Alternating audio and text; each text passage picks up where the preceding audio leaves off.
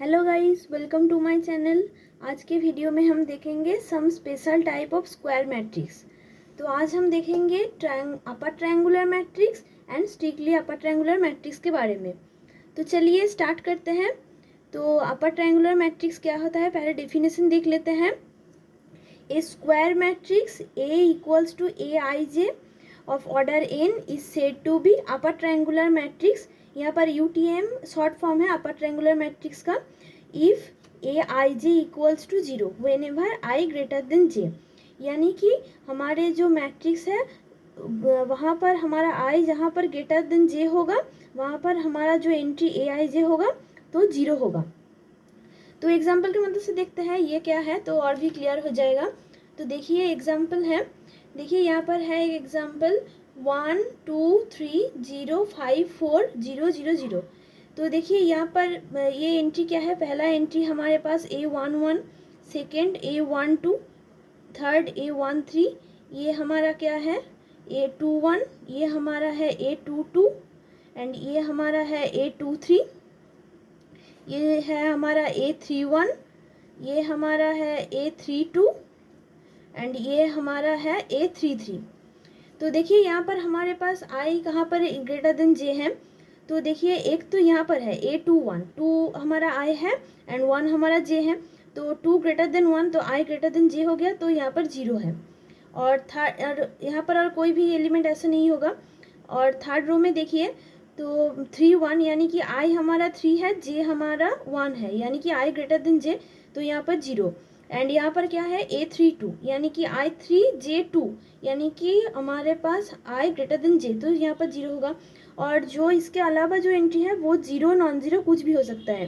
तो देखिए मैंने यहाँ पर A33 को 0 लिया, अब नॉन ज़ीरो भी ले सकते हैं। ऐसे हमारे पास एक एग्जाम्पल हो गया अपर ट्रायंगुलर मैट्रिक्स का, यानी कि हमारा जो मेन डायगोनल है उसके नीचे जो एलिमेंट्स आएगा वो एक 0 0 का एक ट्रायंगल फॉर्म करेगा, बट हम उसको कहेंगे अपर ट्रायंगुलर मैट्रिक्स। नीचे ट्रायंगल 0 का फॉर्म हो रहा है लेकिन हम उसको कहेंगे अपर ट्रायंगुलर मैट्रिक्स। ऊपर में हमारा जो नॉन ज़ीरो है एलिमेंट्स उसका भी एक ट्रायंगल फॉर्म होता है। तो ठीक है, ये हमारे पास एक 3x3 का एक अपर ट्रायंगुलर मैट्रिक्स का एक एग्जाम्पल हो गया। तो देखिए 2x2 का भी एक देखते हैं। तो देखिए ये हमारे पास क्या है, first element A11, second A12, ये हमारे पास है A21 और ये थर्ड है और ये 3 है A22। तो देखिए यहाँ पर A21 यही एक ऐसे एलिमेंट है जो i ग्रेटर देन j है। तो 2 हमारे पास ग्रेटर देन 1 तो i ग्रेटर देन j, यानी कि यहाँ पर हमारा 0 होगा। और बाकी एलिमेंट्स 0 नॉन ज़ीरो कुछ भी हो सकता है। तो ये हमारा हो गया एक अपर ट्रायंगुलर मैट्रिक्स ऑफ ऑर्डर 2। तो ऐसे हम अगर सभी एलिमेंट को 0 ले, यानी कि हमारे पास अगर 0 मैट्रिक्स ले तो वो भी हमारे पास एक अपर ट्रायंगुलर मैट्रिक्स का एग्जाम्पल हो जाएगा, क्योंकि देखिए यहाँ पर तो 0 एलिमेंट है ही A21 पे, और यहाँ पर भी देखिए A21, A31, A32 यहाँ पर भी 0 है, और बाकी हमारे पास 0 नॉन ज़ीरो कुछ भी हो सकता है। तो हमने सबको 0 ले लिया तो ये 0 मैट्रिक्स हो गया। तो ये भी हमारे पास एक अपर ट्रायंगुलर मैट्रिक्स हो सकता है, यानी कि 0 मैट्रिक्स भी हमारे एक अपर ट्रायंगुलर मैट्रिक्स का एक एग्जाम्पल है। तो 0, तो हम अपर ट्रायंगुलर मैट्रिक्स हम किस स्क्वायर मैट्रिक्स को कहेंगे कि ये अपर ट्रायंगुलर मैट्रिक्स है जहाँ पर हमारा all elements below the main diagonal are 0। Main diagonal क्या है, ये हमारा है मेन डायगोनल, यानी कि A11, A22, A33 करके ANN जितना भी ऑर्डर होगा तो वो हमारा होता है मेन डायगोनल। उसके नीचे हमारे जो सारे एलिमेंट्स होगा वो अगर हमारा 0 आ जाए तो इसी को हम कहेंगे अपर ट्रायंगुलर मैट्रिक्स। एंड उसके ऊपर हमारा 0 भी आ सकता है, नॉन ज़ीरो एलिमेंट भी आ सकता है, तो इसको हम कहेंगे अपर ट्रायंगुलर मैट्रिक्स। ठीक है, तो अब देखिए नेक्स्ट है हमारे पास क्या, स्ट्रिक्टली अपर ट्रायंगुलर मैट्रिक्स। तो स्ट्रिक्टली अपर ट्रायंगुलर मैट्रिक्स क्या है, ये भी हमारे पास एक अपर ट्रायंगुलर मैट्रिक्स ही है, बट यहाँ पर with all diagonal elements are 0, यानी कि हमारे पास वहाँ पर जो डायगोनल एलिमेंट आ रहा था वो 0 नॉन ज़ीरो कुछ भी हो सकता है, लेकिन यहाँ पर 0 आना ही चाहिए, तभी हम कहेंगे उसको स्ट्रिक्टली अपर ट्रायंगुलर मैट्रिक्स। यानी कि A हमारे पास एक Aij एक मैट्रिक्स है of order n is said to be strictly upper triangular matrix if Aij equals to 0 whenever i greater equals to j, यानी कि देखिए ए ग्रेटर इक्वल्स टू क्यों है, क्योंकि आई हमारे पास जहाँ पर इक्वल जे होगा वहाँ पर भी हमारा जीरो होगा, A1 1 A2 2 ऐसे करके हमारे डायगोनल एलिमेंट्स में भी हमारा जीरो होगा। तो देखिए एग्जाम्पल की मदद से देखते हैं तो इजीली समझ में आ जाएगा।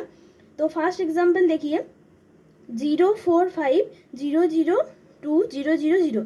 तो यहाँ पर देखिए A1 1 यानी कि ये हमारे पास क्या है, आई एंड जे इक्वल है तो ये जीरो है, A2 2 भी जीरो है एंड A3 3 भी जीरो है एंड A2 1 भी जीरो है, A3 1 एंड A3 2 दोनों जीरो है, यानी कि हमारे पास ये ऐसा करके एक ट्रायंगल फॉर्म किया एंड ऐसा करके भी एक ट्रायंगल फॉर्म किया।